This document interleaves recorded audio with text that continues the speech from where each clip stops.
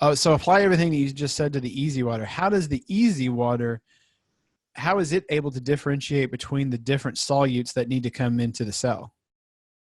Um, well, that's a good question. And it's basically most of them are excluded from the cell, and Okay. not all.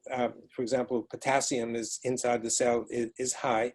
I don't know the answer to the potassium. Gilbert Ling comes up with a suggestion that the potassium fits into the lattice of structured water. That might be correct, might not, but almost everything else tends to be excluded, and it's easy to understand that because in the exclusion zone or easy water that's inside the cell, it tends to exclude virtually all solutes. So it's easy to understand why they're all out. However, as I mentioned earlier, when the cell springs to life and does its thing, like a muscle cell, it goes from relaxation to contraction, or a secretory cell secretes, the water, the trigger for all this is in my Cells, Gels, and the Engines of Life book, the trigger for all of this is a transition from this kind of water to ordinary water, you see.